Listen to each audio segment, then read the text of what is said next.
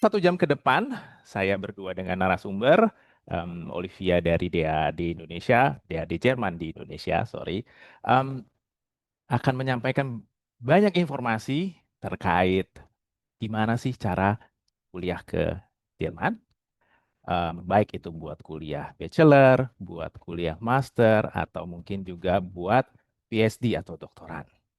Selama 1 jam ke depan, teman akan mendapatkan informasi, nggak cuma informasi, tapi juga kesempatan untuk tanya langsung, baik ke Ibu Olive maupun ke saya. Kita akan punya beberapa slide juga ya setelah ini, dan saya harap nanti teman-teman juga sudah bisa menuliskan pertanyaan-pertanyaannya di kolom chat. Tim kami juga nanti akan mencatat dan juga akan menjawab jika memang pertanyaannya sudah bisa langsung dijawab di kolom chat. Tapi kalau pertanyaan yang agak keluar dari topik, karena topik kita hari ini adalah tentang kuliah, mohon maaf sebelumnya, mungkin kita tidak bisa menjawab di kesempatan ini, tapi mungkin di kesempatan lain kita bisa bantu. Gitu ya. Oke, kita punya waktu sampai kurang lebih jam 11-an. Saya mau sapa dulu narasumber kami, Olive dari DAAD. Selamat pagi, Olive. Apa kabarnya? Halo Sandi, selamat pagi. Selamat pagi semua yang ada di platform Zoom ya. Oke. Wow, ini suaranya pagi-pagi ini udah kayak suara-suara penyiar radio nih. Saya langsung dari mic-nya apa memang memang gitu? Enggak, Olive memang orang kayak saya cerita sedikit. Saya pertama kali ketemu Olive di 2015. Saya diundang di acaranya DAAD sebagai narasumber. Dan luar biasa banget, suatu kebanggaan, suatu kehormatan buat saya di tahun 2005 ini. Gantian saya yang bisa mengundang Olive untuk menjadi speaker, menjadi narasumber di acara kami. Olive, terima kasih banyak kesediaannya ya. Sama-sama Sandi, 10 tahun kemudian ya akhirnya. Iya loh, 2015 loh kita waktu itu ketemunya di Iya. IHEF. Luar Iya, biasa. betul ya. Oke, Olive dan teman-teman, em, saya izin akan share langsung ya slide kami supaya kita tidak em, lewat dari waktu karena saya yakin nanti banyak banyak banget pertanyaan dari teman-teman. Kita langsung mulai aja. Sharing session dengan DAD. Nah, perkenalkan nama saya Sandi Susilo. Saya co-founder dan CEO dari WOI atau boleh sebut juga WOI. Kami adalah konsultan karir yang memiliki platform khusus buat anak Indonesia yang pengen sukses berkarir kerja di dunia internasional. 3 layanan kami yang paling utama, kami memberikan konsultasi. Kalau saya mau kerja ke luar negeri, gimana caranya? Kalau saya mau kerja ke luar negeri, ke mana? Nah, kami punya layanan seperti itu. Kami punya layanan persiapan. Mau kerja ke luar negeri, mau kabur aja dulu. Kalau nggak dipersiapin, nanti pulang-pulang organnya nggak utuh. Bercanda ya? Kita nggak ke arah situ ya. Maksud saya mau kemanapun teman-teman mau berkarir, tentu aja harus ada persiapan yang baik. Mulai dari persiapan persyaratan, persiapan visa, persyaratan interview dan lain sebagainya. Banyak banget yang harus diurus. Yang ketiga, kalau sudah sampai di negara tujuan, ya mau ke Eropa, mau ke Jerman, mau ke Austria, atau mau ke negara lain, mesti ngapain? Sampai di sono mesti lapor diri, ya. Ada kartu pajak yang mungkin harus diurus. Itu kami sebutnya layanan onboarding. Kami punya beberapa teman-teman orang Indonesia juga yang ada di beberapa negara yang memang kami fokus saat ini dan mereka yang kita sebut sebagai mentor, mereka yang nanti bantuin teman-teman pekerja Indonesia yang berada di sana. Kita konteksnya adalah pekerja profesional ya, skill worker. Oke, kami grup sudah ada sejak 2009 di daerah Jabodetabek. Pertama kami berada di Kebun Jeruk. Ini yang cabang pertama sejak 2009, di Alam Sutra sejak 2020, dan yang terbaru di mana sekarang saya banyak berfokus, ini di Bekasi, cabang ketiga kami, baru dibuka di Lebaran kemarin, jadi Maret April 2025. Nah, kenapa saya pengen banget mengundang Olive di sesi pagi ini ya? Karena kami berfokus ke Bildung untuk negara Jerman, khususnya fokus ke Fachkraft, fokus ke Anerkennung, proses-proses yang dibutuhkan untuk bisa bekerja profesional di Jerman. Buat perusahaan kami adalah penting untuk ketika orang yang tertarik harus ketemu dulu nih, harus konsultasi dulu baik langsung maupun via Zoom misalnya. Kenapa? Nggak semua orang cocok. Kalau kita bicara misalnya Ausbildung, nggak semua orang cocok untuk ikut Ausbildung. Ausbildung itu pendidikan vokasi. Banyak orang yang salah kaprah ketika datang ke kami, saya mau kuliah Ausbildung. Gimana gimana kuliah Ausbildung? Ini udah dua hal yang nggak nyambung.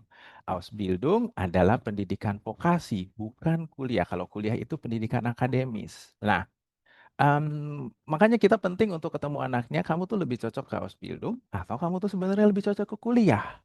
Ya, ternyata kalau ketika kita udah ngobrol baru, oh iya Pak, sebenarnya saya mah nggak tertarik kalau ke kayak pendidikan Ausbildung.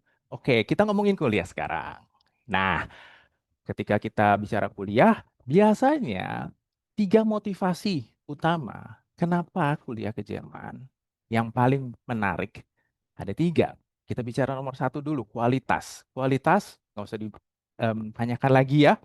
Salah satu Presiden Indonesia dulu aerospace engineer di RWTH Aachen. Luar biasa sekali. Videonya juga, filmnya kita pernah tonton. Dan itu sangat berkesan sekali sampai banyak anak Indonesia pengen mengikuti jejak B.J. Habibie dan ikut kuliah ke Aachen. Sampai sekarang loh masih banyak. Kemudian kalau kita bicara quality lagi, Jerman punya 20.000 jurusan yang aneh-aneh banget bahkan di 400 universitas, 400 lebih universitas. Nah, ini satu juga yang baru ya. Kalau dulu orang zaman dulu saya ke Jerman, dulu saya kuliah di Darmstadt, kuliah di Jerman harus pakai bahasa Jerman. Nah, itu sekarang jadi satu hambatan karena belajar bahasa Jerman nggak mudah. Sekarang sudah semakin banyak program-program yang ditawarkan di Jerman berbahasa Inggris. Ini bikin jadi lebih menarik lagi. Oke, poin kedua, kalau kita bicara kualitas, oke memang Jerman baik, bagus, top, world class. Pembiayaannya gimana? Finance-nya gimana? Saya punya dua anak, saya juga harus berpikir, anak saya kalau saya kuliahkan ke luar negeri, mereka saya bisa mampu nggak ya? Kita bicara financing-nya gimana? Nah, yang menarik di Jerman, sampai saat ini, Jerman belum menerapkan tuition fee. Ada negara bagian yang sudah menerapkan, ada kampus yang sudah menerapkan. Sebagian kecil. Jadi kita bicara sebagian besar, majority universitas di Jerman sampai saat ini belum menerapkan tuition fee, termasuk buat kita yang dari Indonesia. Kemudian biaya hidup itu juga relatif terjangkau. Nanti saya akan ada slide sendiri ya terkait biaya hidup di Jerman. Transportasi umum kalau di Indonesia kita harus keluar banyak ya biaya dan kerepotan kalau mau naik transportasi umum. Tapi di sana transportasi umum sangat terjangkau, sangat bagus dan biayanya juga murah banget. Mahasiswa asing boleh bekerja legal 20 jam per minggu. Itu ada di visa nanti yang teman-teman akan punya kalau nanti kuliah di sana. Sudah nih, kita udah bahas poin kedua, financingnya. Poin ketiga yang menurut saya nggak kalah penting, kuliah kita dapat ilmunya, sesudah itu kita mau ngapain? Apakah mau lanjut master, mau lanjut PhD, atau mau ngapain? Kalau di sini ada yang tertarik untuk bisa kerja setelah kuliah, saat ini negara Jerman punya banyak kesempatan job opportunity karena mereka sangat open sekali, mereka sangat membutuhkan sekali tenaga kerja terampil didikan dari Jerman. Bahkan jika teman-teman nanti lulus kerja di Jerman, opsi untuk bisa kerja di negara maju lainnya, tetangganya kayak Austria atau bahkan ke US atau bahkan ke UK sangat terbuka lebar karena memang pendidikan Jerman sudah diakui di mana-mana.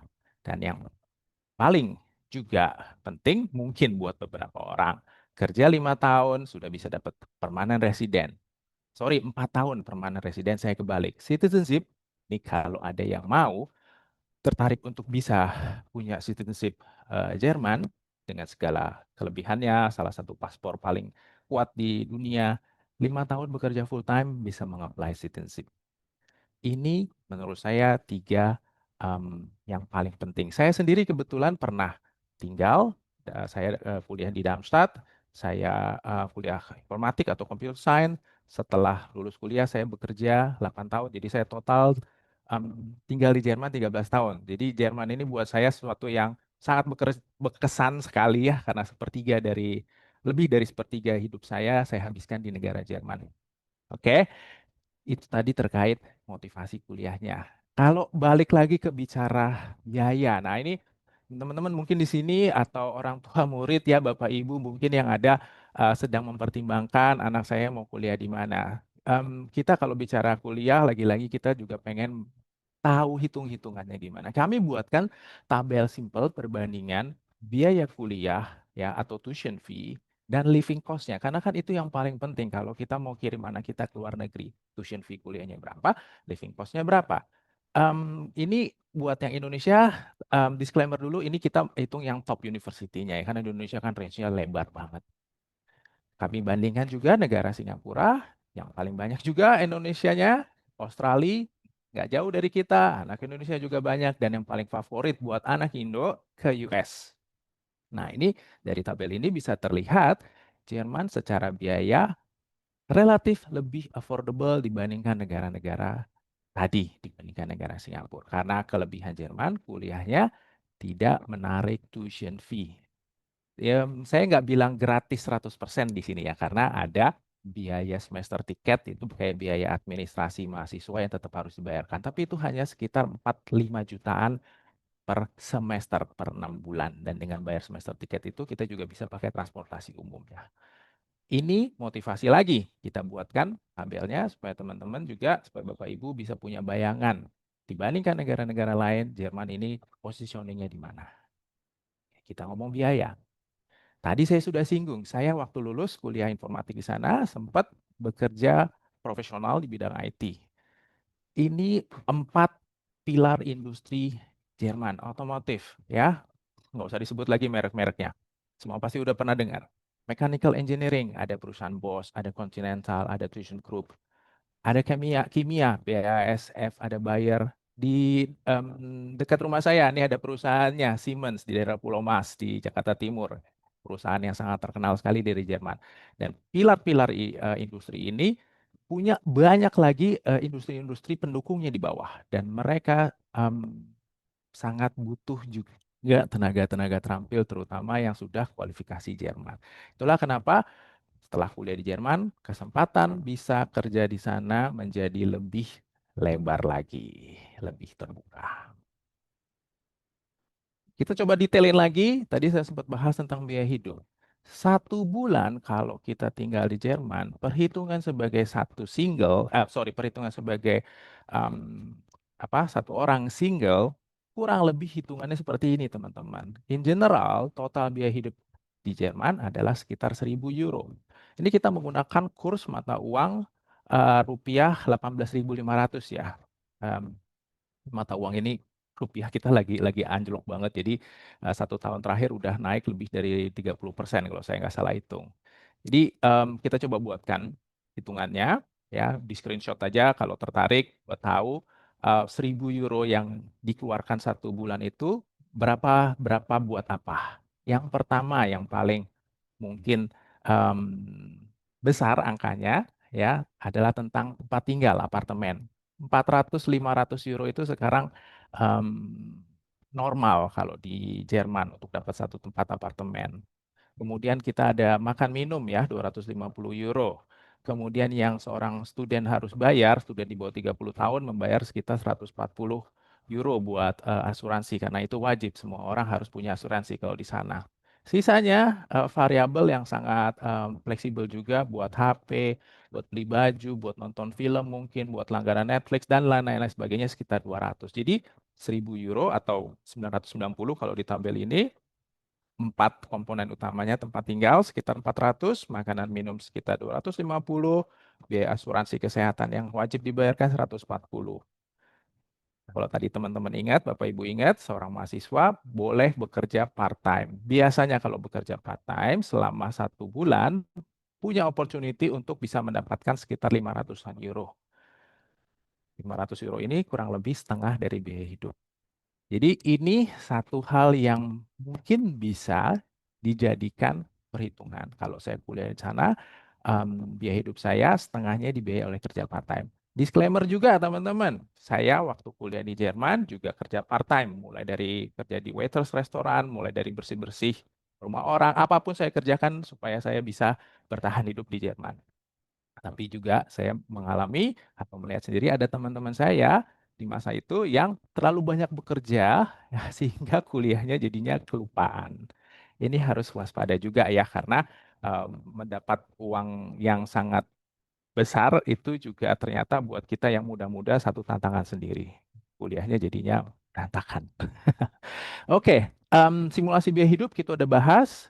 Mungkin, oke, selanjutnya saya lanjutkan aja. Saya minta tolong teman saya Olivia untuk cerita lagi tentang DAAD. Ya, DAAD ini menarik karena DAAD sudah ada di Indonesia tahun 90.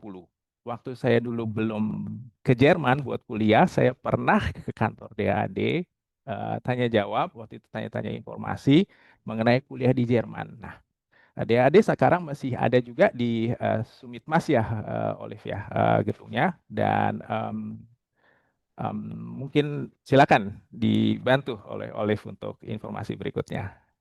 Oke, Sandi, terima kasih untuk kesempatan dan waktunya. Mohon untuk next slide, Sandi. Saya dibantu Oke, untuk slide selanjutnya.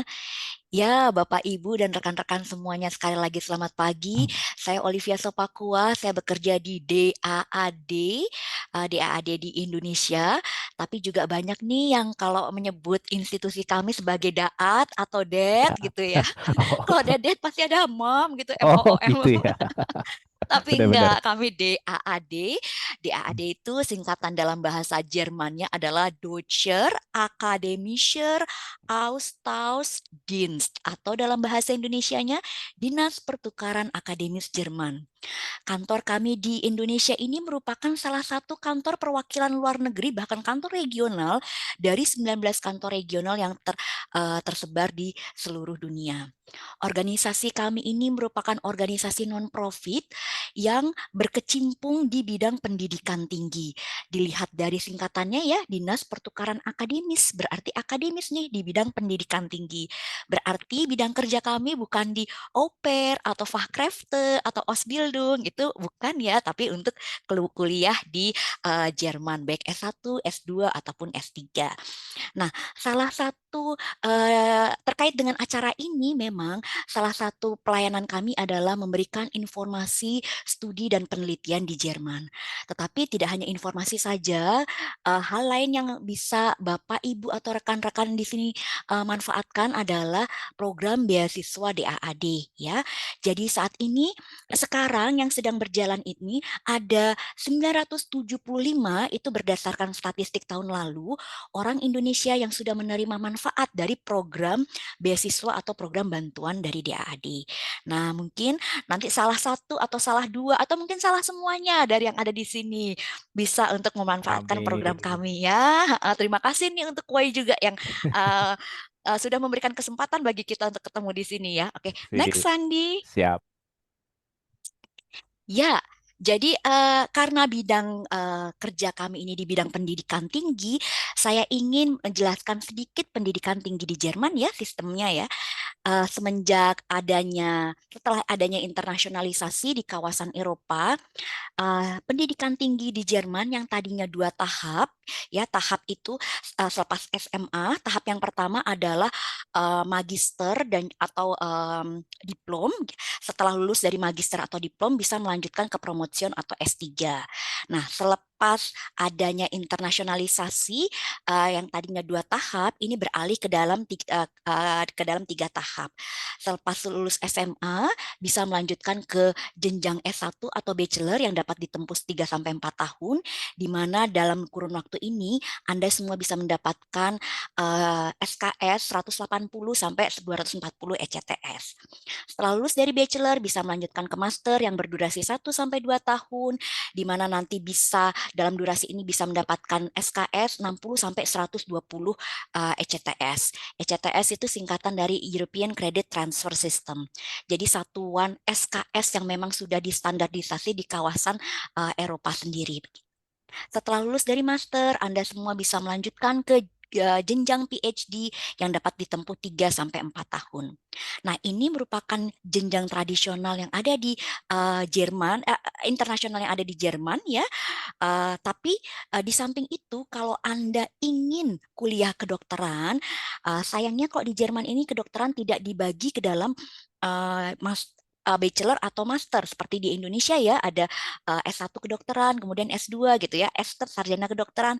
Di Jerman tidak seperti itu. Jadi kalau Anda ingin kuliah kedokteran, Anda harus mengambil stat examen atau state examination sebagai gelar atau jenjang nanti ya ketika Anda kuliah kedokteran nanti. Next.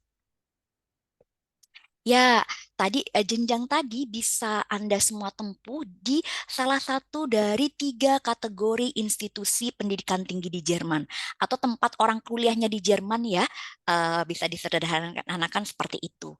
Nah, kalau Anda ingin kuliah kedokteran, hukum, kemudian juga beberapa keguruan ya, atau ingin nanti setelah studi menjadi peneliti ya, silahkan Anda mengambil kuliah di salah satu dari 122 universitas yang ada di Jerman. Jadi universitas ini berfokus kepada penelitian ya, metodologi penelitian. Sementara kalau Anda ingin setelah studi bergerak di dunia industri menjadi praktisi, Anda lebih baik mengambil kuliah di salah satu dari 201 universitas terapan yang ada di Jerman atau Fachhochschule ya. Nah, kalau Anda memiliki suara emas, perak, perunggu ya begitu, silahkan Anda mungkin mengambil salah satu dari 57 perkuliahan ya, yang ada di Jerman begitu ya, tempat kuliah ini ada 57. Ya, next Sandi. Nah, salah satu pertanyaan mendasar ketika kita memutuskan kuliah ke Jerman, baik itu S1, S2, atau S3, adalah apakah ijazah pendidikan formal kita sebelumnya diakui atau tidak di Jerman. Ya, ada 2 website yang bisa Anda kunjungi, bisa website DAAD ya atau website Anabin. Ya, Anabin ini sayangnya berbahasa Jerman. Apa sih Anabin ya? Apakah memang informasinya seseram Annabelle gitu ya dalam film Conjuring? Enggak juga sih. Seserem ya karena memang hanya dalam bahasa dihantarkan dalam bahasa pengantar bahasa Jerman, bahasanya bahasa Jerman sayangnya gitu. Jadi Anabin ini adalah platform informasi yang mengevaluasi pendidikan tinggi di luar Jerman terhadap pendidikan tingginya Jerman. Ya, jadi di situ nanti ada evaluasi tuh apakah memang kelulusan SMA kita atau SMA di luar Jerman itu diakui atau tidak. Nah, bagi Anda semua yang ingin kuliah S1 dengan kurikulum nasional ya, kurikulum nasional itu bisa kurikulum K13 atau kurikulum Merdeka, ya itu masuk kurikulum nasional Indonesia.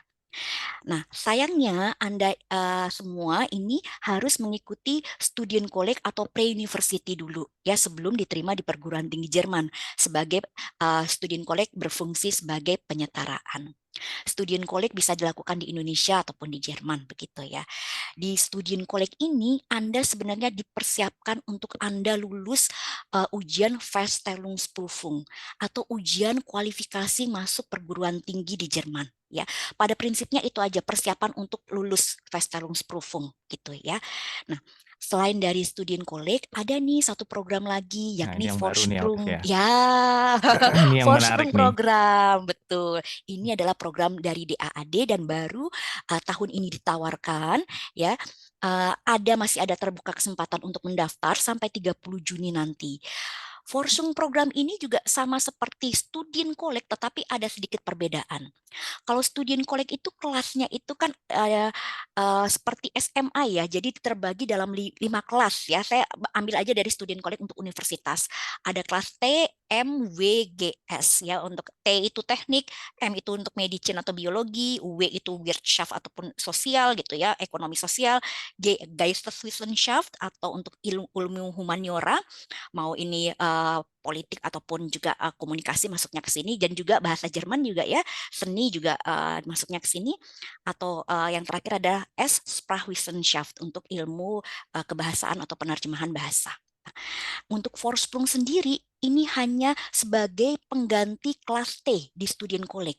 Jadi bukan M atau W, nggak ada ya, hanya untuk kelas T saja. Dan memang ini diarahkan untuk nanti calon mahasiswa S1 yang ingin menempuh perkuliahan di bidang STEM, Science, Teknik, Engineering, dan Matematik. Begitu. Berarti ada dua alternatif ya, bisa Student College itu agak fleksibel, bidangnya banyak, ataupun Forsprung. Forsprung memang untuk STEM saja. Nah, Forsprung diselenggarakan secara online, memang tidak berbayar. Tetapi Bapak, Ibu, dan juga rekan-rekan memang ada plus minusnya di sini. Ada memang anak-anak nih yang memang tipikalnya oke, bisa online. Ada juga yang tatap muka ya. Jadi kalau ada pertanyaan nanti ya setelah ini ya. Jadi itu saja sedikit tentang Forsprung. Next. Oke. Mm-mm. Ya, ini satu lagi yang paling Topik juga dinanti-nanti. nanti Iya, masalah beasiswa. adalah informasi tentang beasiswa. Bapak, Ibu, dan Saudara semua, kami dari DAAD Indonesia, DAAD melalui DAAD Indonesia, ini menawarkan beasiswa S2, S3 postdoc. Loh, gimana dong nggak S1? Tadi seperti yang Sandi bilang, kebanyakan memang nggak berbayar ya, begitu.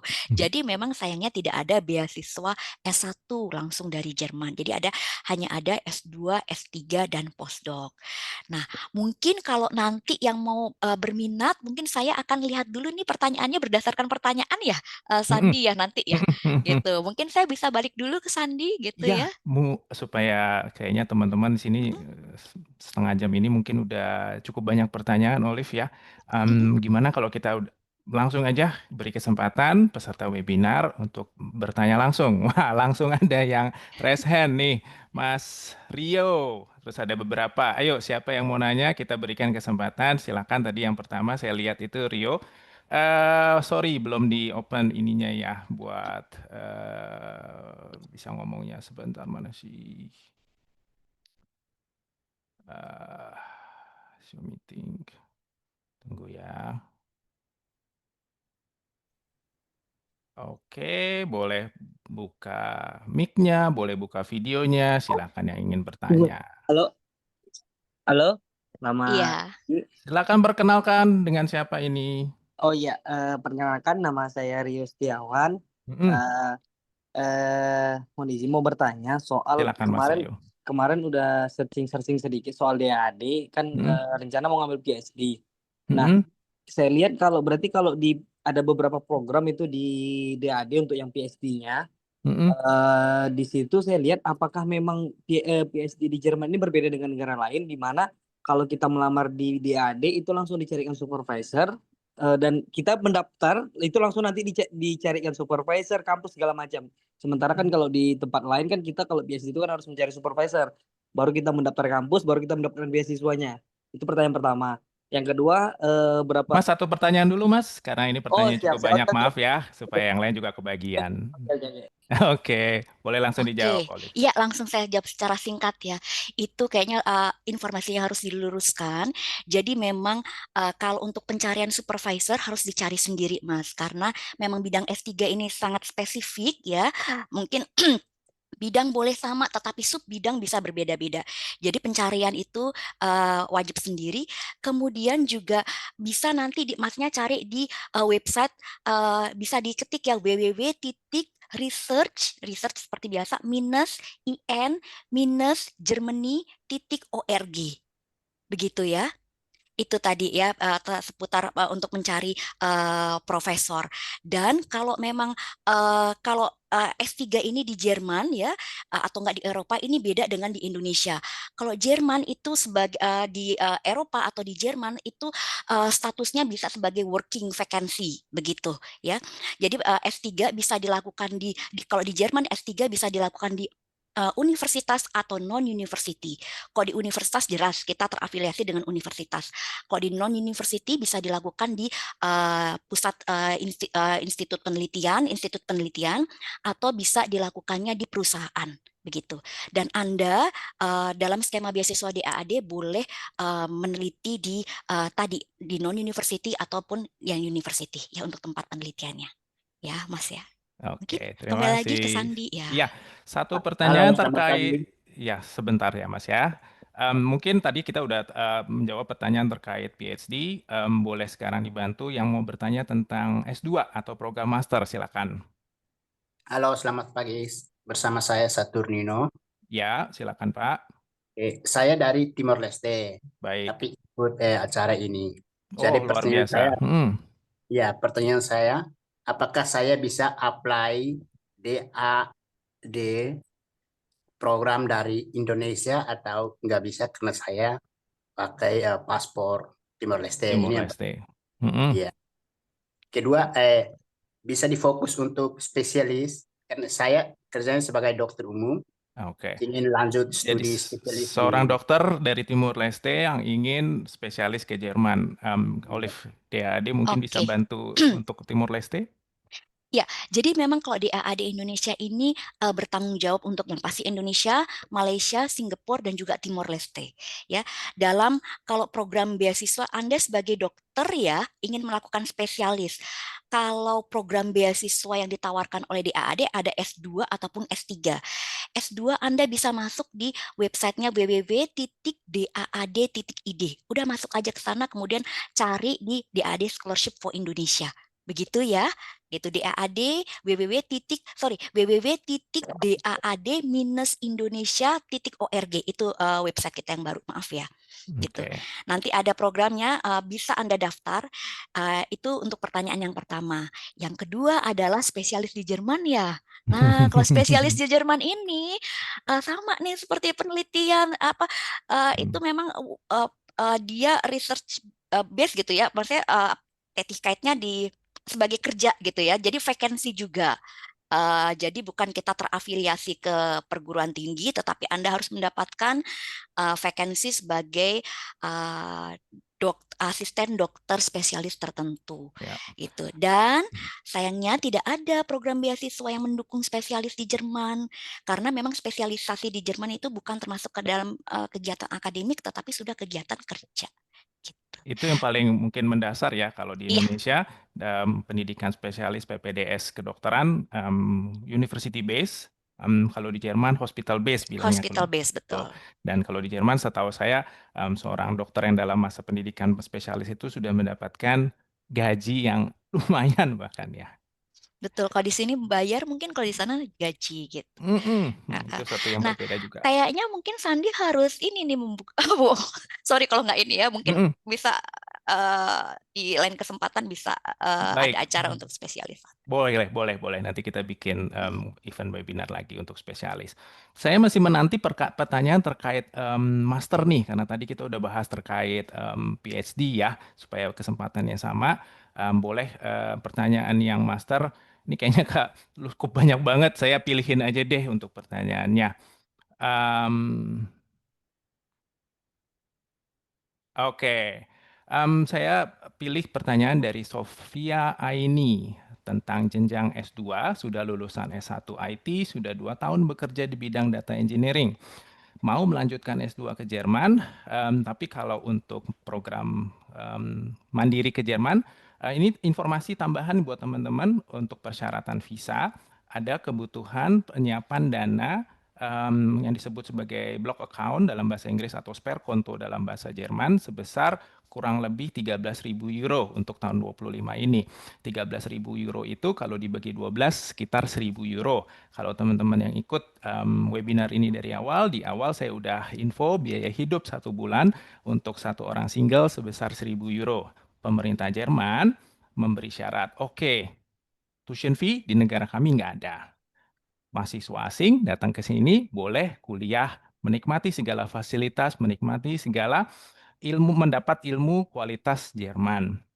Tapi kami, pemerintah Jerman bilang juga, kita nggak mau nanti mahasiswa kesulitan biaya hidup. Nah, biaya hidup yang 1.000 euro tadi mereka minta sudah disiapkan di awal. Di awal dalam 12 bulan, jadi 12 kali 1.000, kan 1.000-nya 1.900, jadi 13.000 sekian kalau nggak salah ingat angkanya.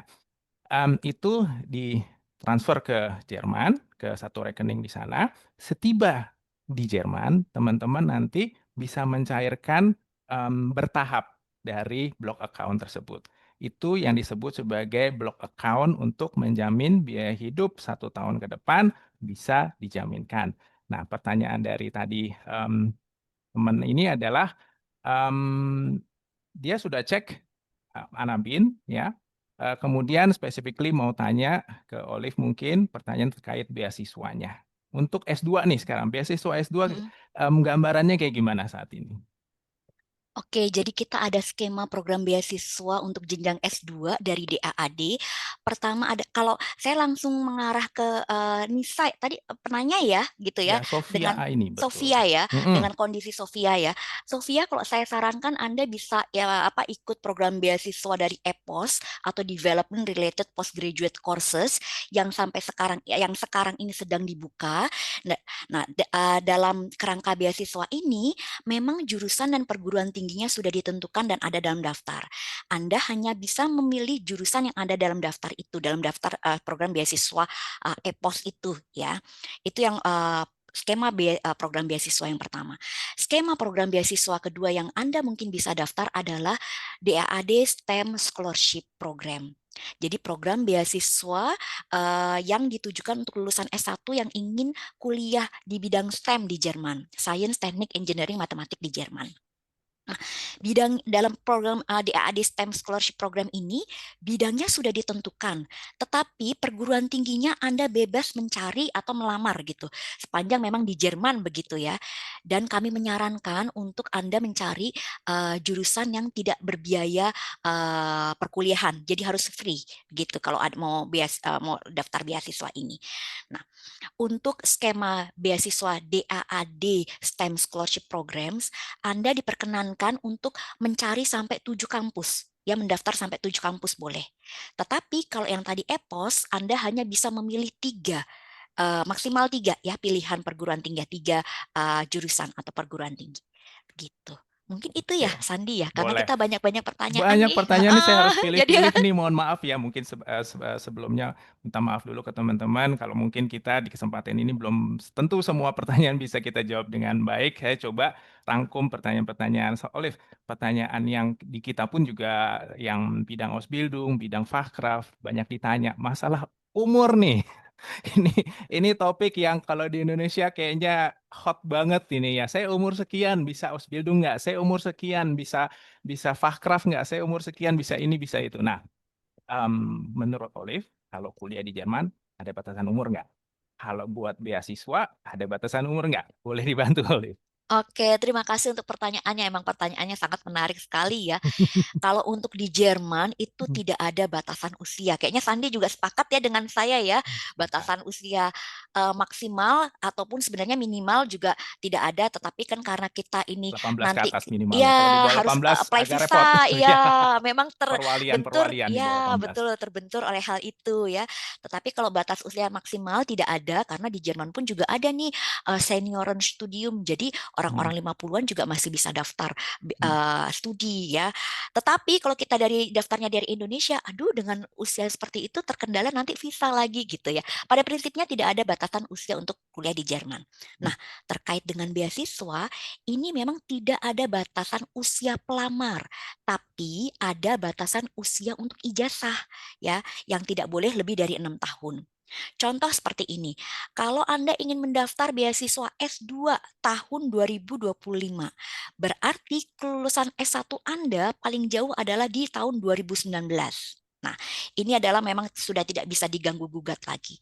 Kecuali ada beberapa kondisi yang mungkin ini bisa menjadikan pertimbangan atau Anda masih tetap eligible untuk ikut beasiswa. Pertama adalah untuk yang perempuan, harus perempuan. Kayaknya laki-laki nggak bisa. Dia melahirkan, ya pernah melahirkan, ya nggak mungkin kan laki-laki melahirkan gitu. Nah, yang kedua adalah untuk laki-laki dan juga perempuan, ini mengurus anak di bawah 1 tahun. Jadi di eltern child gitu ya. Kalau di Jerman kan bisa eltern child, bisa untuk bapak ataupun untuk mama, ibunya begitu ya. Itu masih bisa ya. Kalau anak itu lahir gitu bisa. Jadi kegiatan itu bisa dijadikan alasan, bisa dijadikan untuk memang tidak dihitunglah sebagai 6 tahun ini. Yang ketiga adalah Anda sebagai caregiver atau untuk keluarga atau orang yang tinggal dalam satu rumah gitu ya, bisa itu.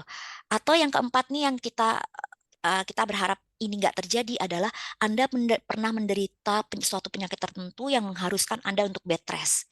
Itu bisa skip begitu. Jadi Ya. ada special cases-nya yang memungkinkan kondisi tadi ya, yang apa S1-nya 6 tahun gitu ya. Betul ya, pendidikannya formalnya Pendidikan 6 tahun. sebelumnya 6 tahun.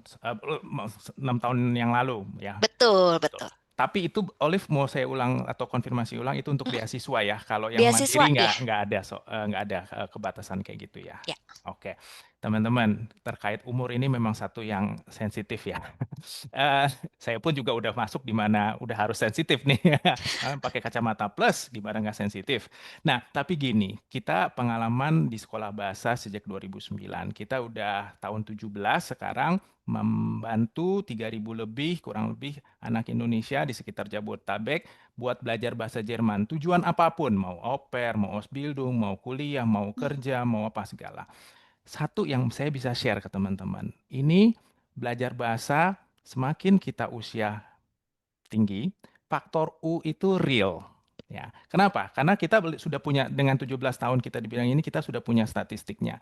Anak-anak yang baru lulus SMA atau masih bahkan SMA, mereka lebih terbiasa untuk belajar secara rutin, belajar secara ini termasuk kemampuan verbalnya.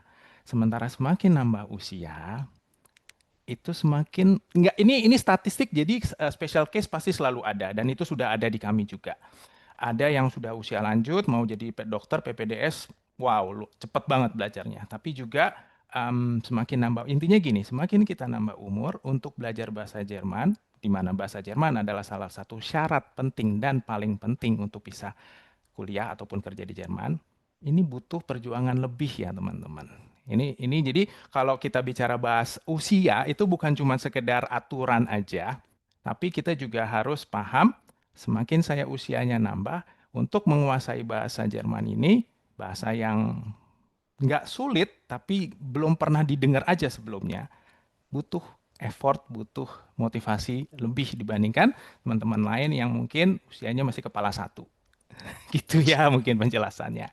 Bukan melemah, bukan ingin membuat patah semangat atau gimana. Ini kita bicara statistik aja. Olive, abis ini kita mau bahas pertanyaan terkait S1. Tadi kita udah bahas PhD, kita udah bahas S2, kita mau bahas S1. Saya lihat ini ada pertanyaan yang Vorsprung. Ya, tadi saya summary sedikit.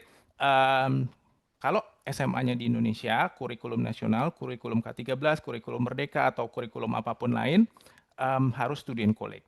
Student collect bisa dilakukan di Indonesia, di BSD ada satu student collect yang bisa melakukan, tapi itu student collect-nya ada tuition fee-nya ya kalau yang di Indonesia. Kalau yang di Jerman kan enggak. Kalau di Jerman enggak ada tuition fee, tapi bayar biaya hidup. Ya, pro dan kontra. Tapi ada satu program baru DAD namanya Vorsprung. Vorsprung ini pelajarannya online, Vorsprung khusus hanya untuk teknik. Nah, pertanyaannya, persyaratannya apa kalau buat Vorsprung? Karena ini menarik karena online kan berarti bisa saya ikuti dari rumah nih. Saya dari Jakarta bisa ikut dari rumah, nggak harus ke Jerman, nggak harus ke BSD, ya, ngekos, tapi saya nanti bisa berangkat ke Jerman. Boleh bantu Olive untuk persyaratan Vorsprung? Oke, jadi memang kalau untuk Vorsprungnya sendiri, persyaratan untuk Vorsprung, nilai SMA itu, rata-rata SMA harus di atas 85, begitu ya. Dan memiliki kemampuan bahasa Jerman minimal B1 atau lebih baik lagi B2. Nah, untuk Anda semua yang memiliki kemampuan B1, itu nanti program Vorsprungnya akan berjalan selama 8 bulan. Kalau untuk B2, itu program Vorsprungnya hanya berjalannya 6 bulan, begitu. Karena kalau untuk program B1 ini Anda akan dileskan dulu ya dalam program itu ya, belajar bahasa Jerman secara intensif selama 2 bulan sampai kemampuan bahasa Jerman Anda itu sudah B2 begitu. Baru setelah itu program Vorsprung secara umum bisa dijalankan selama 6 bulan gitu. Oke. Ya. Dan itu hanya bidang STEM tadi ya, bidang teknik ya. Betul, iya. Science, teknik, engineering, matematik. Kalau Iya, saya mau betul. kuliah bisnis, mau kuliah ekonomi, nggak bisa lewat program ini ya, Olive. Sayangnya enggak. Harus lewat student collect. Oke. Tadi saya sempat melihat pertanyaan bedanya student collect di Indonesia dan student collect di Jerman. Secara prinsip tidak ada perbedaan. Student collect Indonesia belajarnya di daerah BSD, student collect Jerman belajarnya ya di pilihan di mana nanti di Jerman. Tapi ada perbedaan yang menurut saya penting juga buat jadikan pertimbangan. Kalau kita belajar di Indonesia, kita belajar ya dari pagi sampai sore berbahasa Jerman gitu ya. Tapi keluar dari kelas kita balik lagi ngomong Indo. Kongko sama teman-teman ngobrol-ngobrol balik lagi bahasa Indo. Sementara kalau ke Jerman udah langsung full bahasa Jerman sehari-hari. Mau beli roti di supermarket harus ngomong Jerman, mau ngurus izin tinggal di kantor imigrasi nanti dipaksa ngomong Jerman. Faktor paksaan ngomong bahasa Jerman itu naikin level kemampuan bahasa Jerman kita berkali lipat. Ya, jadi ini real case karena kita pernah ketemu teman yang studkolnya di Indo sampai di Jerman terus terang akan kesulitan. Tapi ada juga yang nggak kesulitan. Jadi itu silakan dijadikan pertimbangan juga. Ya, memang di Indonesia ada kemungkinan itu, di Jerman juga kemungkinan mana yang terbaik buat Bapak Ibu untuk ngambil student collect-nya. Oke. Kemudian Olive, ini terkait beasiswa, kayaknya pertanyaannya nggak berhenti-berhenti. Tapi boleh nggak ada lagi ada beasiswa yang pengen di highlight nggak dari programnya DAAD ini yang mungkin sekalian bisa di share ke teman-teman atau event dari DAAD yang lagi jalan yang mungkin juga bisa di infoin. Mungkin kalau program beasiswa yang sekarang sedang dibuka itu memang kita ada program beasiswa EPOS dan juga Helmut Schmidt ya. Kalau EPOS itu Development Related Postgraduate Courses, itu ditujukan kepada lulusan S1 pengalaman kerja 2 tahun setelah menyelesaikan S1. Memang target grup untuk program beasiswa kita ini adalah untuk para profesional seperti itu. Jadi harus punya pengalaman kerja S1. Nah, yang kedua, dalam program beasiswa EPOS ini jurusan dan perguruan tingginya sudah ditentukan ada dalam daftar. Jadi silahkan nanti teman-teman masuk saja ke website daad-indonesia.org, langsung pilih untuk DAAD Scholarship for Indonesia ya ke arah find funding, kemudian pilih DAAD Scholarship for Indonesia. Ini gampang banget Kak untuk cari program beasiswa dari yang ditawarkan oleh DAAD Indonesia. Daftarannya juga kalau mau nge-apply juga di website ini ya, Olive ya. Kalau mau nge-apply itu, itu memang untuk pendaftarannya memang ke masing-masing perguruan tinggi jurusannya, iya.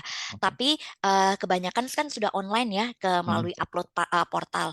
Ada 1 atau 2 perguruan tinggi yang memang masih meminta hard copy, tapi sebagian besar sih sudah upload di portal mereka, begitu. Nah, itu yang tadi yang pertama. Yang kedua adalah tentang program beasiswa dari Helmut Schmidt atau di bidang Public Policy and Good Governance. Ya, kalau di bidang Helmut Schmidt namanya itu siapa sih? Helmut Schmidt. Mungkin nama programnya. Helmut Schmidt-nya itu siapa? Soalnya orangnya disebut-sebut. Bapak itu siapa, Bapak? Helmut Schmidt itu ini Bundeskanzler Jerman. Salah satu Bundeskanzler Jerman zaman tahun 70-an. Kanzler itu kalau di Jerman itu, Kanzler bukan merek sosis ya. Kalau di Indonesia Kanzler jadi merek sosis. Kanzler itu Perdana Menteri kalau di Jerman. PM itu disebutnya Kanzler. Helmut Schmidt salah satu ininya Kanzlernya. Sorry, saya agak tambahin sedikit info, Olive. Nggak apa-apa. Tadinya saya pengen ide loh gitu supaya rekan-rekan di sini tahu siapa itu Helmut Schmidt gitu. Kita bikinin quiz ya. Iya, Sandi udah spoiler. Oh ya udah deh, makanya saya agak tahan-tahan. Wah, sorry. Kita nggak sinkron dulu mestinya tadi sebelum mulai kita bikin. Gak apa-apa, nanti kita cari lagi habis ini. Pasti ada. Sip. Nah, Helmut Schmidt program ya di bidang Public Policy and Good Governance. Jurusan yang ditawarkan dalam program ini adalah sebanyak 6 di 6 perguruan tinggi pastinya. Anda semua di sini untuk pelamar dari program ini bisa fresh graduate atau sampai yang punya pengalaman kerja. Tergantung dari jurusan itu mintanya pelamar dengan no experience ya, nggak punya pengalaman kerja ataupun dia meminta pengalaman kerja 6 bulan. Jadi tergantung jadi jurusannya begitu. Ada sih beberapa jurusan yang tidak meminta pengalaman kerja. Nah, dalam Helmut Schmidt program ini Anda dipersilakan untuk memilih maksimal 2 jurusan ya yang nantinya Anda ingin daftar. Pendaftarannya ini sama seperti EPOS, jadi kita mendaftar ke masing-masing kampus di Jerman. Nah, jadi kita daftar ke Jerman, seleksinya juga ada di Jerman di masing-masing kampus ini, dan biasanya seleksi yang berlangsung adalah seleksi berkas. Jarang sekali ada wawancara, bahkan tidak pernah ada wawancara. Ya, jadi mohon perhatikan kelengkapan berkasnya dan kualifikasi yang diminta oleh tiap program beasiswa ini mohon Anda perhatikan dan Anda penuhi. Ya, karena memang tidak ada wawancara. Beda dari program beasiswa DAAD STEM Scholarship Program itu ada wawancara ya. Kalau ada wawancara kita enak ya, masih bisa kita ini meyakinkan ya si panitia Speak. ya Gitu betul. ya. Ada Nah speak-speaknya ya. kalau seleksi berkas berarti Anda harus perhatiin nih letter of Oh. motivation-nya begitu ya. Dalam surat motivasi itu kan di mana Anda meyakinkan si panitia untuk bahwa Anda layak untuk dipilih, dan juga di situ juga diperkenalkan juga diri Anda itu siapa lebih lagi begitu. Oke. Itu tadi terkait dengan beasiswa. Kemudian yang tadi Sandi tanya acara yang akan kita Lagi ada yang seru-seru nggak nih di DAD yang pengen Nah, diceritain? iya. Ya boleh ya saya dibantu ya untuk Hmm. slide selanjutnya. Oke. Nah, jadi ini teman-teman, Bapak, Ibu, dan juga teman-teman yang ada di sini, DAAD Indonesia untuk ke-10 kalinya, jadi tahun ini udah 10 kali, kita menyelenggarakan Falling Walls Lab Indonesia atau Falling Walls Lab. Atau kalau kita terjemahkan ke dalam bahasa Indonesia, kompetisi tembok runtuh gitu. Aduh, aneh banget ya. Gitu. Ya, Bener memang juga. ya Tembok runtuh. nama kompetisi memang terinspirasi dari runtuhnya tembok Berlin. Oh, Ya, oke. begitu. Jadi memang falling walls gitu, lab gitu ya. Jadi keruntuhan tembok Berlin. Sebenarnya ini merupakan kompetisi ini next, bisa next?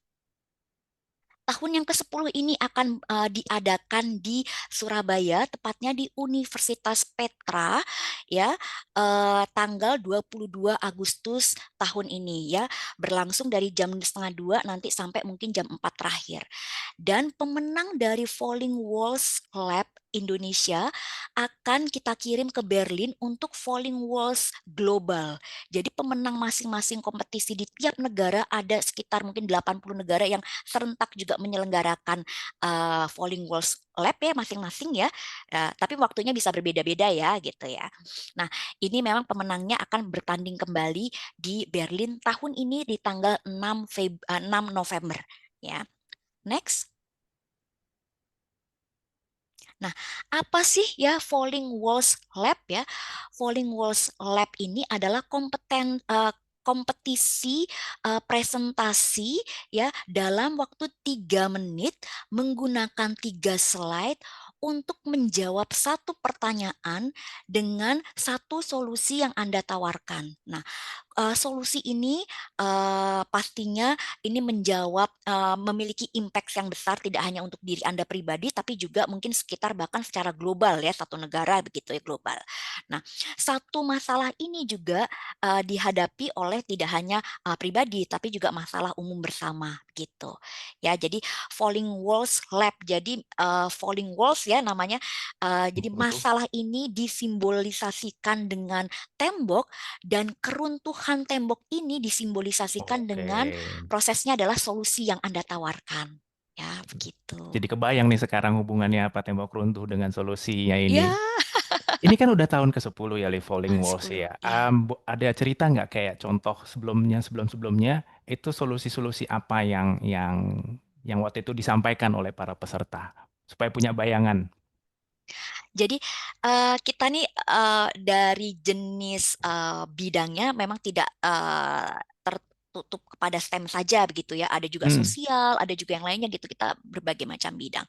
Nah, contoh yang tahun lalu adalah tentang jadi ada satu alat di mana memang itu mendeteksi dia punya cancer gitu ya, kanker gitu. Atau saya waktu tahun lalu saya ke Berlin gitu ya, ada itu saya melihat itu benar-benar inovasinya adalah inovasi yang wow, keren banget gitu. Contoh, maaf ya, kita memakai kalau perempuan kan memakai mungkin bra gitu ya, namanya Intel bra. Jadi bisa mendeteksi nih adakah sel-sel kanker ke depannya atau sel-sel tumor atau apa seperti itu. Dan dengan memakai bra itu tidak ada efek apa-apa gitu ya. Jadi udah terbukti. Nah, satu lagi adalah kita menghadapi yang pemenang tahun ini tahun lalu gitu ya. Di seluruh dunia menghadapi sampah plastik ya. Sampah plastik kan banyak nih gitu ya. Nah, dia ini meneliti dan juga memasukkan satu enzim ke dalam pembuatan plastik itu gitu ya. Nah, ketika plastik itu mungkin dibuang di air ataupun kena air begitu ya, untuk beberapa jangka lamanya misalnya 3 jam atau 4 jam, dia bisa meluruh, langsung meluruh dan Wow, bersatu dengan air tanpa membahayakan dari konsentrasi airnya itu sendiri. Jadi itu keren banget. benar-benar yang saya tuh yang di sana, wow luar biasa ya. Hmm, Ada banyak hal gitu ya, ide-ide inovasi yang wow itu mendobrak breakthrough. menjawab permasalahan yang ada. Gitu. Mudah-mudahan dari Indonesia nanti bisa ada yang sampai ke sana ya. Iya, apalagi sudah tahun ke-10 ya, menang kayak gitu ya dari juara 1, 2, 3-nya gitu. Keren, keren, keren. Ya. Oke, oh, tadi saya sempat potong ya ternyata ya. Sorry Olive. Oke, Oh, silakan enggak dilanjut Falling apa-apa. Walls. Ya, untuk peserta dari acara ini adalah semua orang asal usianya itu lebih dari 18 tahun. Dan memang salah satu kondisi ini terpenuhi ya. Jadi entah Anda ini sebagai mahasiswa S1 begitu ya. Kalau di atas 18 tahun kayaknya mahasiswa S1 masih ya begitu ya. Atau Anda sudah punya S1 tapi kelulusannya tidak boleh lebih dari 10 tahun. Atau yang Anda yang punya S2 kelulusannya itu tidak boleh lebih dari 7 tahun. Atau bagi Anda yang punya S3 kelulusannya tidak boleh lebih dari 5 tahun. Ya, dipersilahkan untuk mendaftar Falling Walls Lab. Deadline-nya sampai 13 Juli tahun ini. Keren. Oke, nih teman-teman, jangan lupa dicatat ya, 13 Juli pendaftaran Falling Walls Lab Indonesia. Nanti untuk detailnya bisa langsung di Google aja untuk Falling Walls ini sendiri. Oke, Olive, kita udah 1 jam lewat kayaknya. Banyak banget pertanyaan dari teman-teman yang masuk yang mungkin belum bisa terjawab satu-satu. Mungkin nanti di akhir acara kita coba cari beberapa lah ya. Kayaknya kita nggak enak juga kalau nggak coba bantu beberapa pertanyaan lagi. Tapi kalau yang belum belum puas nih, bisa menghubungi ke manakah? Bisa bertemu langsung mungkin dengan Olive di kantor? Gimana ininya? Oke, iya. Saya itu bisa dihubungi lewat email ya. Email kantor saya itu di olivia@daad.de atau boleh email juga ke kantor secara umumnya itu info.jakarta@daad.de gitu. Mm, Kalau Anda semua ingin konsultasi baik online ataupun tatap muka, Anda mm, dipersilahkan untuk mendaftar dulu ya mm. melalui Bikin jadwal website. dulu ya. Ya, begitu Bikin memilih appointment. jadwal ya melalui website DAAD Indonesia di www.dad-indonesia.org gitu. Nanti ada langsung Anda tarik kursor sedikit ke bawah, nanti ada itu tautan ke arah pendaftaran Jadwalnya konsultasi. lagi penuh nggak nih, Olive? Lagi susah nggak nih jadwalnya ini? Nah, Lagi banyak kalau nggak? Anda memiliki kesulitan, Anda kirim aja email ke saya ya olivia@daad.de gitu. Ini ada Ya. jalur ordalnya nih berarti ini ya, yang nggak pakai ngantri-ngantri bisa langsung. Ayo, abis ini emailnya langsung pasti diserbu. Siap-siap ya, Olive ya. Oke. Oke, em, sebelum kita, oke, mungkin mungkin sampai sini kita coba coba cari pertanyaan lagi deh, karena tadi ada masih yang balik ke pertanyaan PSD ya. Biasanya PSD ini yang paling banyak ditanyakan apa lagi, Olive? Yang dari pengalaman anak-anak yang teman-teman yang langsung konsultasi ke DAD ataupun ini informasi apa lagi yang sering ditanyakan? Biasanya sih bagaimana saya mencari profesor ya, supervisor yang mensupervisi. Mm-mm, Bagaimana saya mencari tempat untuk saya bisa meneliti. Nah, mm-mm, kalau untuk tadi mencari supervisor, saya ketik langsung ya supaya tidak lupa ya di sini ya. Oke, silakan di Sebentar chat ya. ya. Iya, Mm. ini bisa nanti masuk sini.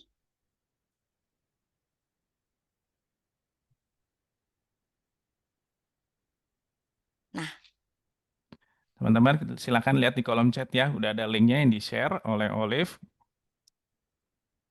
Researchingermany.org. ya, Mm. researchingermany.de ya ini ya, sorry Oh, bukan .de, .org sorry. ya. Oke. Ini nih saya ya ini lagi. Oke. Sorry, wait. Kemudian Gerrit nanti.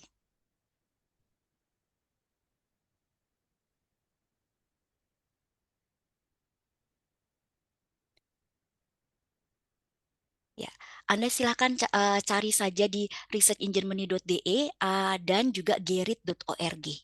Ya, Oh, oke. Sip. Terkait pencarian profesor. iya, Kemudian tempat.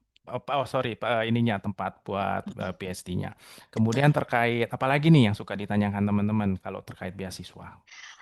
Ini sih untuk S3 atau untuk S2 atau untuk secara umumnya? S2 kita mungkin konteksnya lebih ke beasiswa. Kalau Beasiswa ya. saya mau mau apply beasiswa, saya pengen master di sana karena tadi saya sempat lihat di kolom komentar ada yang nanya S1 beasiswa nih kita sampaikan lagi ya di Jerman tidak ada tuition fee sehingga untuk beasiswa S1 bisa dibilang nggak ada ya Olive ya. Boleh nggak saya bilang Mm-mm, nggak ada? Nggak ada kan betul. ya? Ya.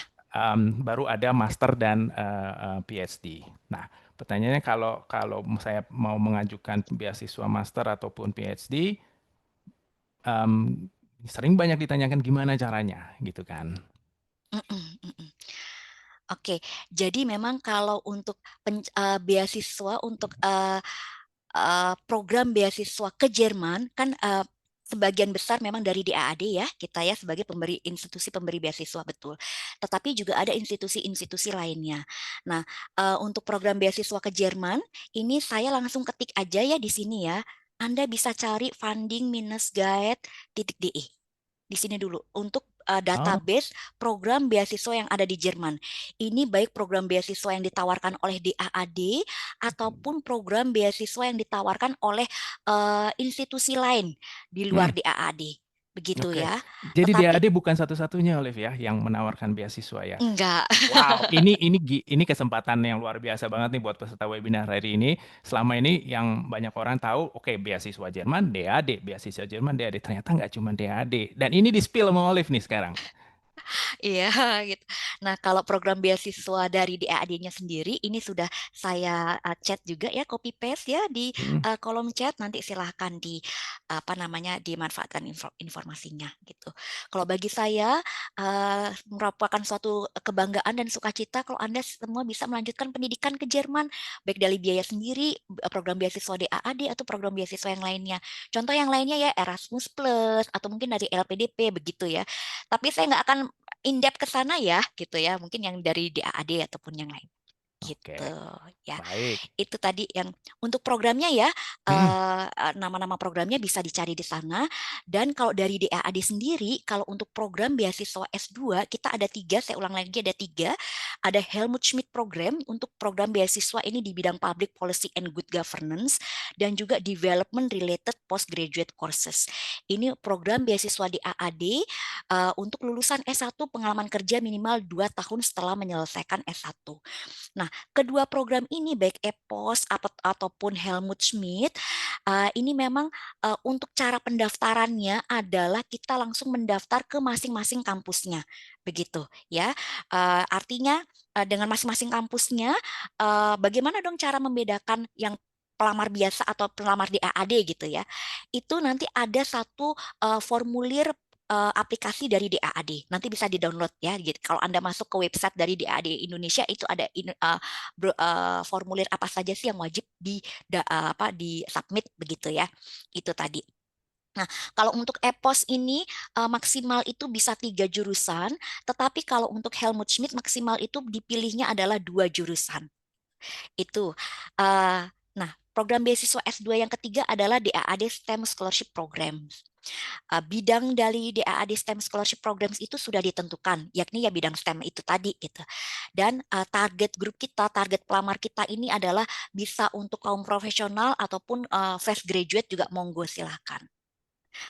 Untuk perguruan tingginya itu Anda bisa mendaftar sampai 7 perguruan tinggi ya, dan mendaftarnya ke portal DAAD. Nah, di sini LOA ini bukan suatu kewajiban ya ketika Anda mendaftar ya gitu. Tetapi kalau Anda berhasil keterima dari DAAD-nya, Anda wajib menunjukkan surat penerimaan dari perguruan tinggi. Pada skema beasiswa STEM memang ada wawancara begitu ya dibandingkan yang tadi nih, yang dua tadi EPOS dan juga Helmut Schmidt. Itu terkait dengan program beasiswa S2 ya. Nah, kalau untuk program beasiswa S3, bidang dan juga perguruan tinggi ataupun tempat penelitian itu tidak kami tentukan. Jadi Anda terserah Anda mau meneliti bidang apa. Sepanjang Anda sudah mendapatkan supervisor atau profesor yang mau mensupervisi Anda, begitu ya. Dan juga proposal risetnya sudah disetujui juga oleh supervisor itu. Dan begitu juga dengan timeline penelitian Anda sudah disetujui. Gitu. Nah, untuk deadline dari beasiswa S3 biasanya di antara bulan Oktober ya, pertengahan Oktober. Sama untuk beasiswa STEM juga deadline-nya juga di Oktober juga. Kita serentak. Tetapi kalau yang tadi nih maaf saya balik lagi ke beasiswa S2 ya untuk bidang Helmut Schmidt. Helmut Schmidt ini kita sudah memulai buka pendaftaran dari 1 Juni sampai 31 Juli.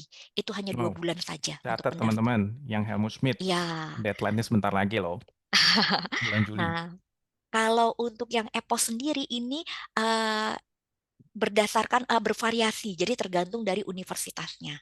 Gitu. Anda Oke. masuk deh, coba ke website kita dulu. Itu semuanya ada apa namanya Mulai dari daftarnya. daad-indonesia.org. Semua informasi Betul. ada di websitenya DAAD terkait beasiswa. Oke.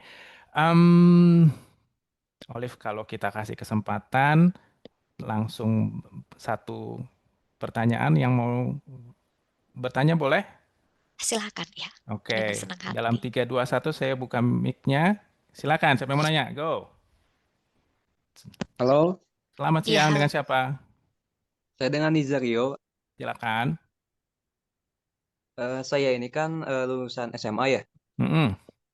yang ingin berkuliah di Jerman. Tadinya tuh Oke. saya ingin masuk ke program BFD, BFD itu apa? Kamu sudah tahu? ya semacam volunteer begitu Pak, di Baik, semacam betul. pemerintahan. Bundesfreiwilligendienst. Oke, silakan pertanyaannya.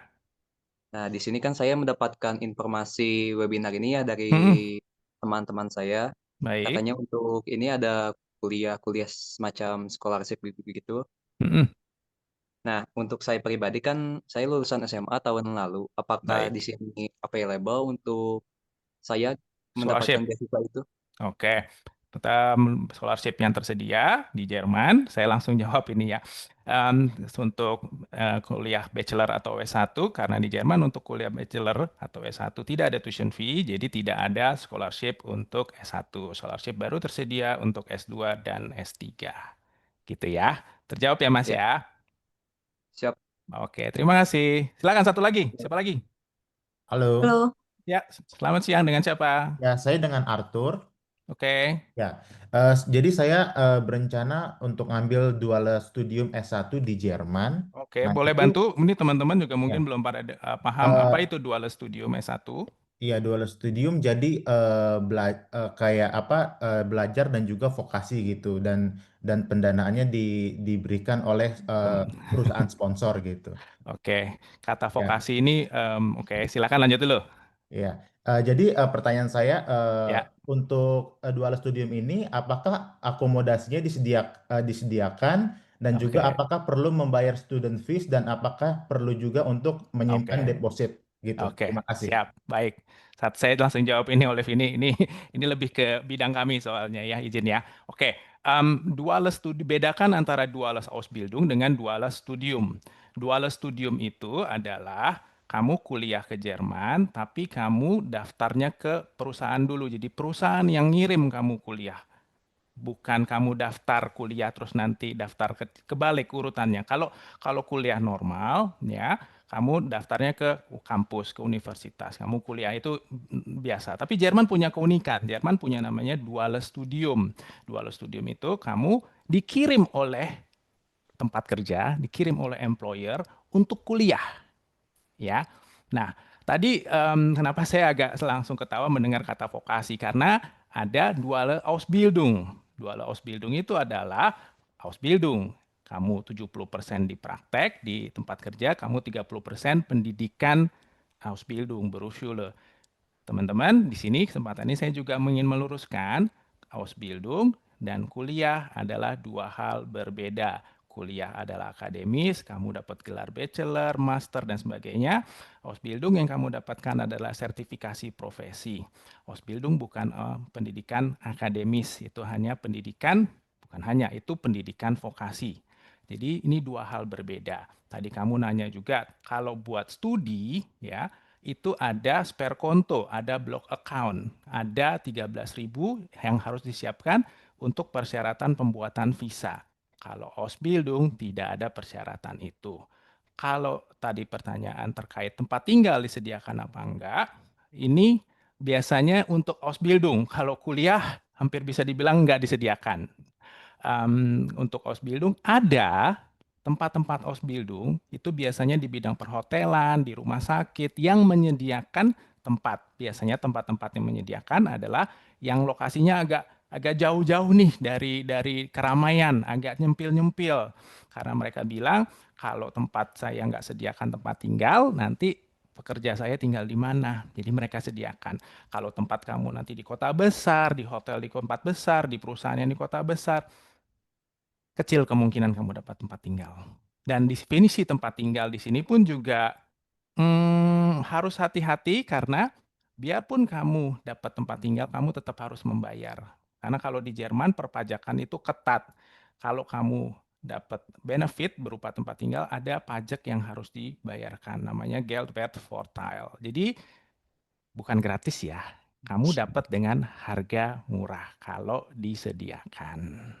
Itu mungkin dipahami dulu, duale Ausbildung dan duale Studium. Dua hal berbeda, jangan dicampur-campur. Kalau kamu butuh informasi lebih terkait Ausbildung, nanti di akhir acara ini saya akan share kontak kami, kamu bisa datang ke kantor untuk lebih banyak tanya jawab lagi. Oke, terima kasih Arthur. Pertanyaannya silakan, siapa lagi?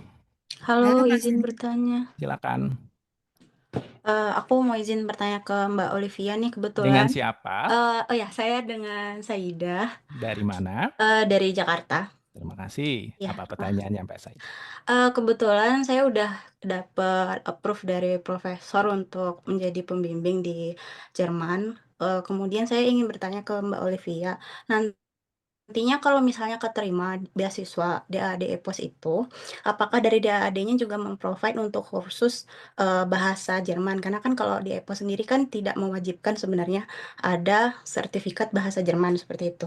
Kemudian kalau misalnya beasiswa lain itu kayak di negara-negara lain, kalau ada kandidat yang punya bahasa Jerman atau bahasa negara itu biasanya kan diprioritasin. Kalau di DAD itu gimana ya Mbak? Misalnya kayak saya kan nggak punya sertifikat bahasa Jerman seperti itu. Terima kasih. Oke, jadi kalau untuk memang dalam skema EPOS ada beberapa perguruan tinggi yang menyelenggarakan kursus bahasa Jerman, ada juga yang tidak, gitu ya. Jadi nanti lihat saja, kamu udah diterima, kayaknya belum ya? Udah dapat Halo, Sayida. Halo, jadi saya email-emailan sama profesornya, kebetulan profesornya tertarik sama riset yang saya tawarkan, dan beliau bersedia mau menjadi supervisor, seperti itu sih baru tahap sampai di situ. Sayida, kamu skema beasiswa EPOS untuk S3-nya atau S2? Karena S3 ada Rencana S3. Oh, oke. Nah, itu nanti kalau untuk yang les bahasa Jerman nanti biasanya tergantung dari perguruan tingginya ya, gitu. Seperti Jadi kamu dari situ kan setelah kamu dapat profesor, kemudian kamu melamar ke beasiswa yang EPOS-nya gitu ya, sampai nanti kamu di misalnya ada Jadi bisa jadi nih dari perguruan tingginya diterima, tetapi dari DAAD-nya tidak. Yang harus ada adalah dari perguruan tinggi diterima dan dari DAAD-nya juga. Begitu. Dari situ nanti kamu harus upload ke website dari portal DAAD, dan dari situ nanti kamu akan terima notifikasi kamu ditawarkan kursus atau tidak. Gitu. Dan kalau bagi kami memang dalam skema beasiswa EPOS, jurusan hampir 80-90% jurusan itu ditawarkan dalam bahasa pengantarnya bahasa Inggris dan bukan bahasa Jerman. Memang dari yang bahasa Inggris itu ada beberapa perguruan tinggi yang menawarkan ekstra kursus bahasa Jerman, tetapi tidak semuanya. Ya, yang penting kamu intinya adalah diterima dulu aja beasiswa dari DAAD. Gitu. Mau penelitiannya bahasa Inggris kan atau bahasa Jerman? Rencananya bahasa Inggris, Mbak. Kemudian Mbak, pertanyaan kedua, itu kalau misalnya di negara-negara lain kan biasanya kalau punya sertifikat bahasa negara itu lebih diprioritaskan untuk diterima sebagai scholars-nya seperti itu. Kalau DAAD sendiri, apakah ada tips dari Mbak supaya dari universitasnya diterima, kemudian dari DAAD-nya juga diterima? Soalnya saya sering kandasnya di scholarship-nya gitu. Kalau di universitasnya saya sering keterima seperti itu sih. Oke, pertama adalah penuhi semua berkas persyaratannya, berkas persyaratan harus lengkap, kualifikasi yang diminta harus dipenuhi, bahkan di atas rata-rata, betul. Dan satu lagi strategi, kita tahu nih kita mau ke Jerman, kemudian kita penelitian bahasa Inggris, begitu ya. Dengan kamu melampirkan kemampuan bahasa Jerman mungkin tingkat dasar, itu secara sedikit banyaknya sudah menambah nilai poin. Itu aja. Oke, terima kasih Yuda, tadi ya. pertanyaan. Satu lagi, silakan. Siapa yang mau nanya? Saya. Halo. Dengan siapa di mana? Perkenalkan, nama saya Alia. Mhm. Aku masih siswa kelas 10. Oh, Izin luar biasa. Silakan, silakan. Izin Apa? bertanya kepada Miss Olivia atau Mr. Sandi. Mhm. Jadi kan aku pengen kuliah ke Jerman, aku udah belajar bahasanya juga, lagi belajar. Wow, sudah di level Nah, mana? tapi aku dengar kan di Jerman tuh kebanyakan jurusannya yang bagus tuh kayak teknik, kedokteran gitu ya. Kalau misalnya jurusan HI atau ilmu komunikasi itu apakah bagus nggak ya jurusannya? Direkomendasikan di Jerman dan apakah banyak peluang kerjanya juga? Itu saja. Oke, Thank you. oke. Olive mau jawab? Saya bagus apa enggak kuliah ilmu komunikasi atau non teknik? Karena memang Jerman kan selama ini Habibie gitu ya, teknik, mesin, otomotif. Kalau non teknik ada masukan enggak? Oke, jadi memang apa ya, bukan status ya, bilangnya kok saya nggak terpikir dalam kata di bahasa Indonesia. Ininya gini, Jerman memang terkenal dengan tekniknya begitu ya, tetapi juga dari bidang-bidang lain juga sangat bagus juga untuk kuliah di Jerman. Ya, contohnya di bidang musik gitu ya, kan banyak nih dari Beethoven dan kemudian psikologi, tokoh sosiologi itu berasal dari Jerman loh, begitu ya.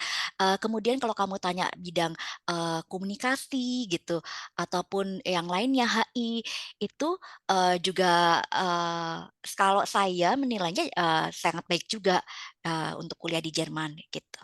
Nah, sekarang kalau misalnya komunikasi ini karena pertanyaannya rada umum ya. Kalau saya General. bilang iya kita takut saya salah. Hmm. Intinya adalah setiap bidang ilmu pengetahuan itu di Jerman itu sangat baik. Jerman punya mutu pendidikan juga sangat baik, dan ketersediaan lapangan kerja itu memang kalau kamu kuliah di Jerman untuk komunikasi memang ada gitu ya, tersedia. Tetapi di sini yang garis bawahi memang Jerman sekarang fokusnya adalah di bidang STEM. Lebih banyak lapangan pekerjaan itu di bidang STEM. Tetapi bukan berarti tidak ada sama sekali. Kalaupun ada mungkin sedikit, tetapi yang sedikit ini bukan berarti mustahil untuk kamu capai gitu ya. Gitu. Jadi kamu tahu bahwa Jerman mutu pendidikannya di berbagai bidang itu baik, dan kamu juga berusaha dengan baik, ya kenapa enggak kamu juga nanti bisa bekerja di Jerman. Seperti yang tadi tuh Sandi bilang di awal ya, ada untuk future-nya ya, salah satu Kesempatan benefitnya. besar, benefit kuliah di Jerman Mm-mm. adalah kesempatan bisa dapat kerja full time di sana. Pemerintahnya membolehkan, aturan imigrasinya juga sangat friendly, dan semakin baik kemampuan bahasa Jerman kamu, semakin besar juga opportunity. Terutama kalau bidang-bidang di humanoria, bidang sosial. Kalau anak teknik mungkin ya bahasa Jerman masih agak ini masih mentingkan bahasanya teknik ngerti, apalagi anak IT gitu kan. Tapi kalau bidang-bidang komunikasi, bahasa Jerman kamu juga harus levelnya bagus ya gitu loh. Tapi semangat ya Ali ya. Udah belajar bahasa Jerman dari kelas 10. Semoga lancar persiapannya. Oke, baik, Mister. Makasih. Sama-sama. Oke, satu terakhir. Siapa lagi? Halo. Kita Halo. ya silakan siapa? Ya, selamat siang Pak. Kenalkan saya dengan Rosa, Ibu Rosa. Ya, Ibu Rosa dari mana Ibu? Ya, sangat senang sekali dengan DAAD sejak zaman COVID saya coba usaha untuk konsultasi, ternyata baru kali ini Pak bisa memiliki kesempatan dengan Segitu tim sih. DAAD.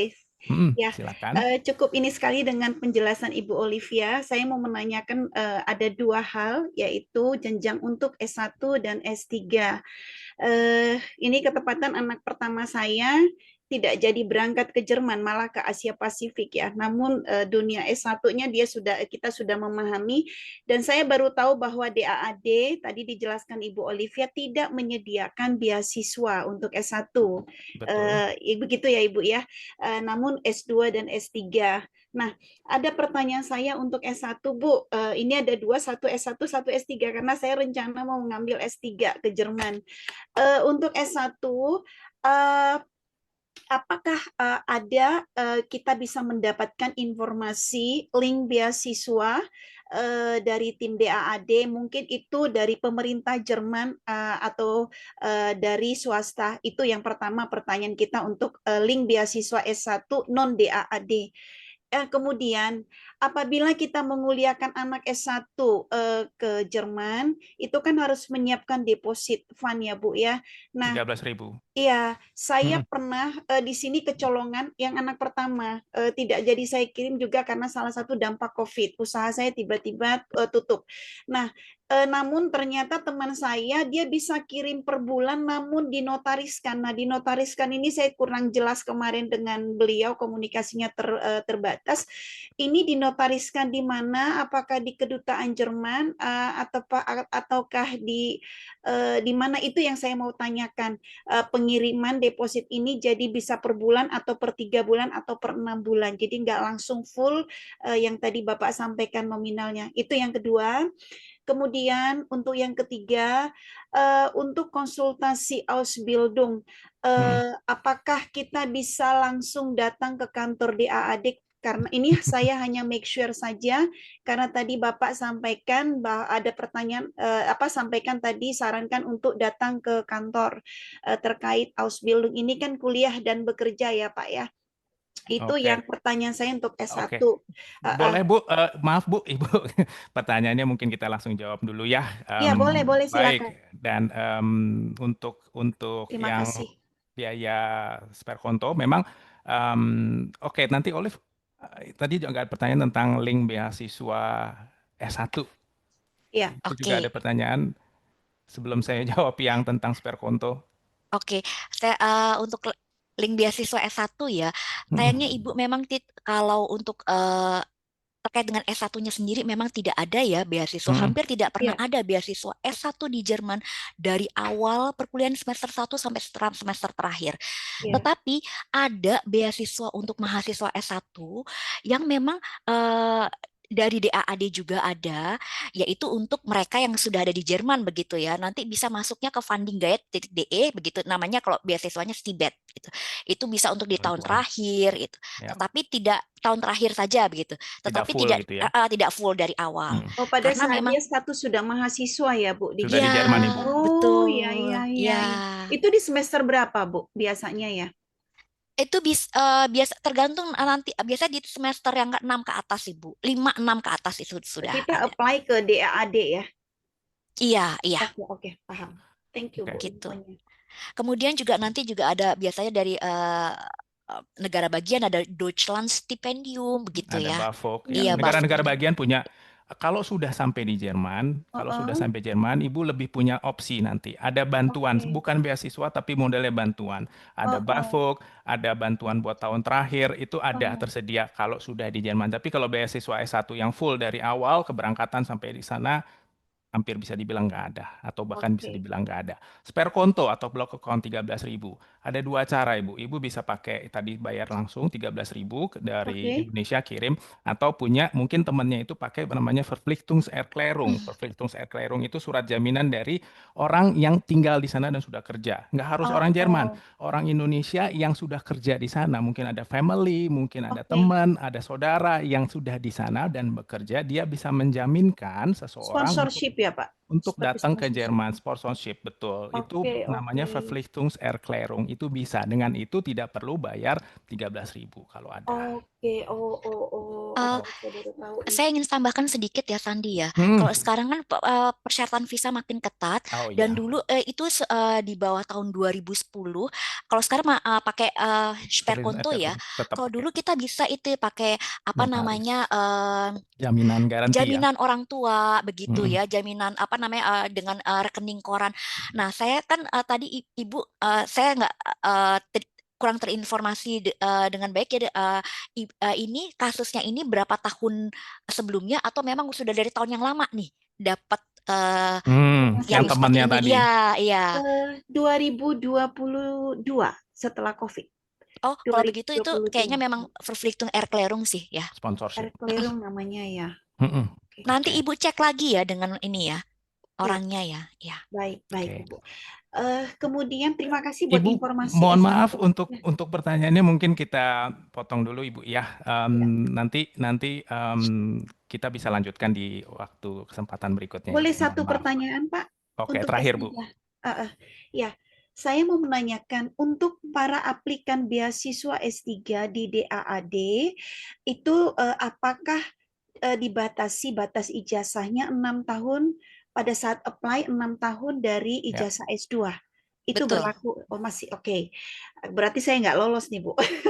Kemudian Ibu mohon maaf Ibu sudah cukup ya untuk pertanyaannya. DAAD apakah mengcover 100% atau ada tes khusus untuk beasiswa S3?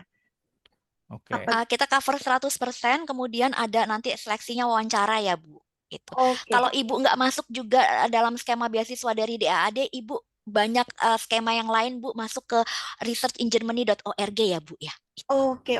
Thank you banget Ibu Olivia. Mungkin saya akan email secara pribadi ya Bapak Ibu. Terima kasih Pak Sandi. Terima kasih. Terima Selamat kasih Bu Olive. sukses Ibu ya. God bless you. Terima kasih. Oke, teman-teman, kita sudah 11:30.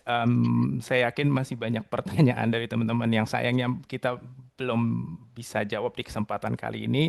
Pertanyaannya sangat random. Kita kan temanya hari ini luas ya. Kita ngomongin S1, S2, S3. Tadi sempat di kolom komentar juga ada pertanyaan terkait kalau anaknya bukan kurikulum nasional, kalau anaknya SMA di sekolah internasional, IB level, Cambridge, ada cara berbeda. Itu kalau yang A-level itu nggak perlu pakai student college ya. Jadi kalau student college itu hanya buat yang kurikulum nasional. Kalau A-level tapi kemampuan bahasanya harus lebih tinggi, harus bahkan di atas B2. C1. Betul. Jadi kalau yang kurikulum nasional student college itu B1, B2, belajar 1 tahun, 2 semester. Kalau yang A-level itu harus C1. Jadi bahasanya harus lebih tinggi karena dia skip student college-nya. Untuk bisa ke Jerman memang banyak caranya ya. Saat ini tuh ada Ausbildung, ada BFD, au pair dan lain sebagainya, mau S1, S2, S3, beasiswa ataupun mandiri, banyak banget opsinya. Jerman zaman saya dulu berangkat cuma bisa kuliah doang, nggak ada itu Ausbildung, apalagi Fachkraft sama sekali nggak ada. Tapi teman-teman juga perlu perhatikan Jerman penduduknya hampir 90 juta, 85 sekian. Dan kebanyakan dari penduduk Jerman mengharapkan orang asing yang datang ke sana, kalau mau stay, mau bekerja, mau tinggal, mau bekerja, mereka mengharapkan setiap orang mampu berintegrasi. Dan kunci integrasi yang baik, kunci integrasi yang lancar, kemampuan bahasa. Sehingga boleh pertimbangkan untuk belajar bahasa Jerman ya. Contohnya kami punya kelas intensif di Bekasi ataupun di tempat lain. Kami punya kelas Sabtu pagi, dan buat yang tadi kayaknya juga ada yang masih sekolah, masih SMA, kami bahkan punya kelas khusus remaja. Ini kami ada kelas-kelas khususnya. Nanti boleh menghubungi tim kami di nomor hotline kami 0815 8333011. Wow, nggak kerasa 1,5 jam, Olive. Banyak banget informasi yang udah disampaikan. Ada ini nggak penutup mungkin mau nyampaikan pesan atau tips atau apa? Oke, saya untuk ke Jerman, saya itu ada 5D untuk Bapak, 5D. Ibu, ataupun teman-teman semuanya. Pertama adalah daya, ya. Anda harus D yang pertama adalah daya juang gitu ya. Kemudian daya juang bagi Anda semua yang calon mahasiswa S1, S2, S3 gitu ya, untuk mendapatkan nilai prestasi yang baik. Kemudian daya juang juga seperti yang Anda lakukan sekarang untuk menghadiri sesi informasi ya. Pertama daya, kemudian dana untuk mempersiapkan kepergian Anda ke Jerman dengan mengikuti les bahasa Jerman atau dengan mengambil ujian bahasa Jerman ya. Itu kan nggak gratis ya, ada berbiayanya juga, dan mungkin nggak murah juga bagi Anda semua. Jadi persiapkan juga dana, dan juga kalau misalnya biaya sendiri gitu ya, bukan melalui DAAD, ada juga biaya hidup kan yang harus dipersiapkan. Itu daya, dana, kemudian juga dengan doa ya. Libatkan anggota keluarga ya supaya kepergian Anda ke Jerman lancar ya. Itu D yang keempat adalah